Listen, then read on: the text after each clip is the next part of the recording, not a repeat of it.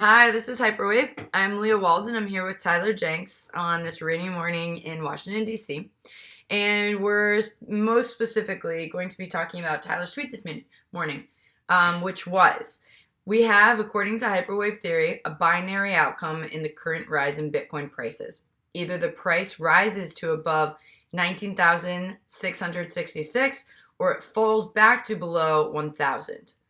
If it rises above 19,666, which is his expectation, it should run quickly to 35,000 this year and 100,000 next year. So, that's a big fun one to talk about today. And with that said, straight over to Tyler. Thank you very much, Leah. As Leah said, we are at a very, very important juncture for Bitcoin and the cryptocurrencies. We've been saying that for a month and a half now, but the system that we use and the reason we call this the Hyperwave channel is Hyperwave is very little known, and we're trying to teach it very slowly. And specifically, we're teaching it about Bitcoin and cryptocurrencies. We find ourselves today right in the middle of a very important, as Leah said, binary outcome. Usually in technical analysis, there's hundreds and hundreds of possible things that can happen.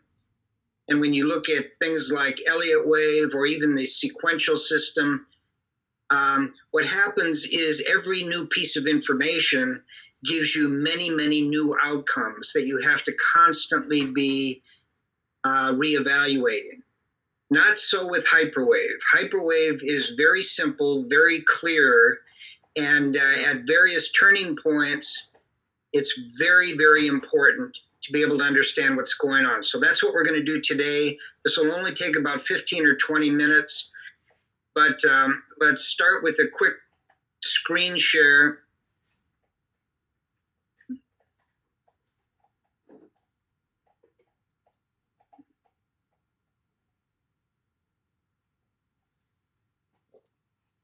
And what we are looking at now is Bitcoin prices right up through 1,968, which is where we sit right now.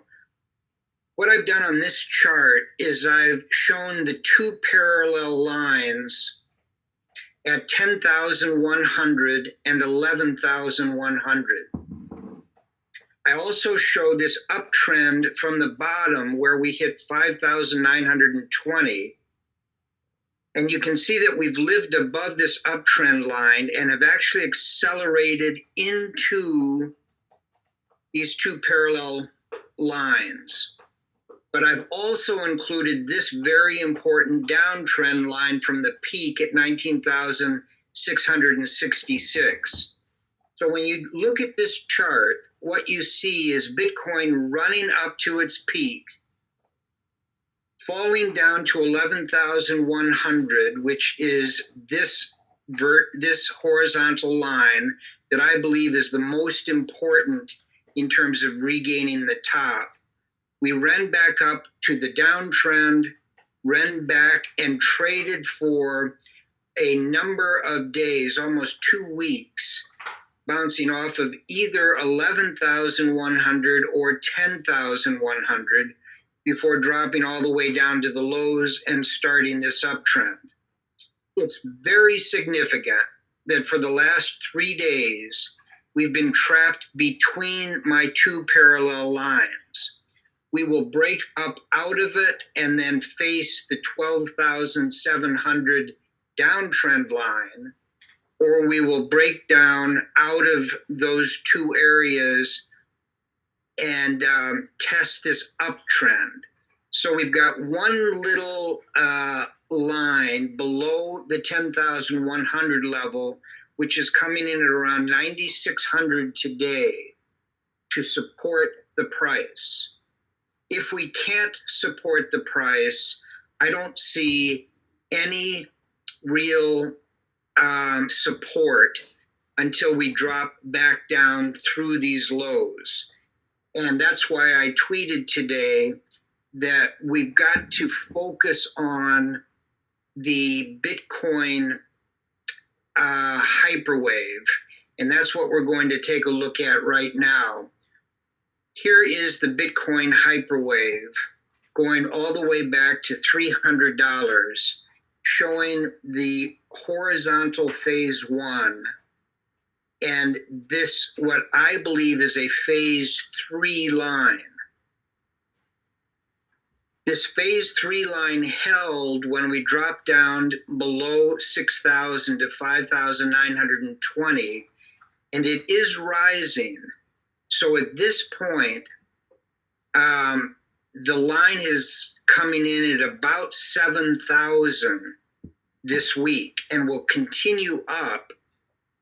And if this line gets broken, according to Hyperwave Theory, this hyperwave is finished, and we will drop all the way back down to about $830. So let's take a quick look at the hyperwave itself, which we have talked about. This is why it's so simple. It runs in 7 phases. Phase one, where the price is trapped under this line. And I've got a red 1, a red 5, and a red 7. In each of those 3 phases, the price stays below the line. In 2, 3, 4, and 6, the price stays above the line. And it looked very worrisome for the longest time that this was the ultimate top. And this was a phase 5 drop, phase 6, and we were in phase 7. But the test of that theory is this line right here. The fact that when we came down, we were able to hold above this line, which is a phase 3 line, close above it, and start this move up. That has convinced me, but not overwhelmingly, that we are actually trying to regain the top. And at the moment that we do, above 19,666, that will be the end of the question, and it will no longer be binary. It will then be a singularity that we are coming off of phase 3. We've started a possible phase 4 up with much, much higher targets. So every day, every week, I've been very nervous from this bottom point that we were going to be able to regain and retain our gains off the bottom. So far, let's check them off. We did reverse below 6,300. We did take out the 7,500 support. We did take out the 8,000 support. We have taken out the 10,100 support. But now I'd like to just blow this up a little bit, because this is the important battle that we keep talking about between these 2 parallel lines. We came right here, which was 5 days ago, and slightly penetrated 10,100 before dropping back. Still a nice up bar, but we couldn't break through. On the second day, we broke through a second time and closed right on that line at 10,100. On the third day, we blasted up through it all the way up to 11,100, and the open was above 10,100, even though we penetrated it slightly to the downside. We closed very strong right below what I believe is the most significant overhead resistance, although there are 2 or 3 others going up to 19,666. Yesterday was very disappointing. This is a daily chart. We got above 11.1, we came back to 10.1, and we closed very near the lows at 10.3. Today, starting late last night, we were able to stay above the 10.1, and we are worked all the way up just below 11.1. and right now we're at 10,969. It's forming in this very nice little channel, and it also appears to be forming either a pennant, we'll have to wait and see, or a flag formation at the end of a pretty nice run up.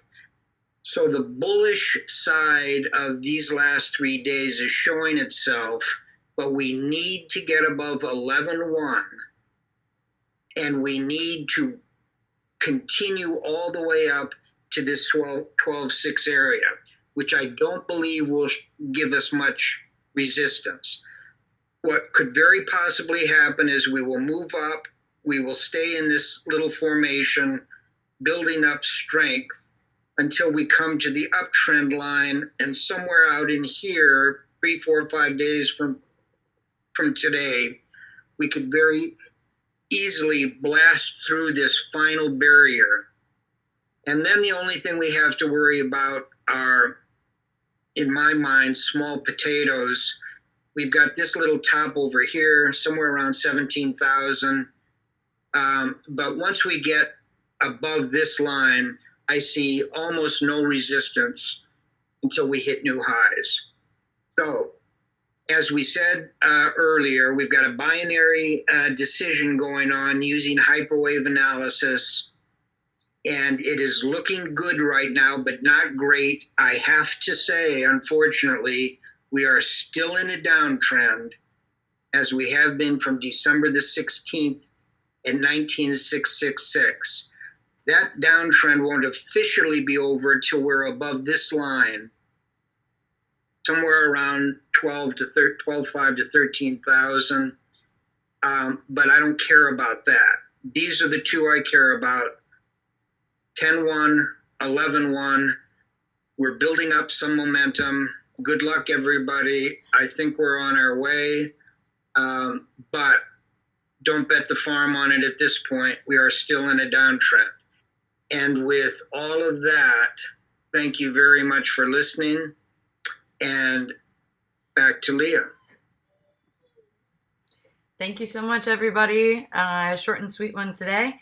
If anyone has any questions, always just a reminder, tweet to Tyler, put comments below. We'd love to hear from you. And with that said, have a great day. Until next time. Bye-bye.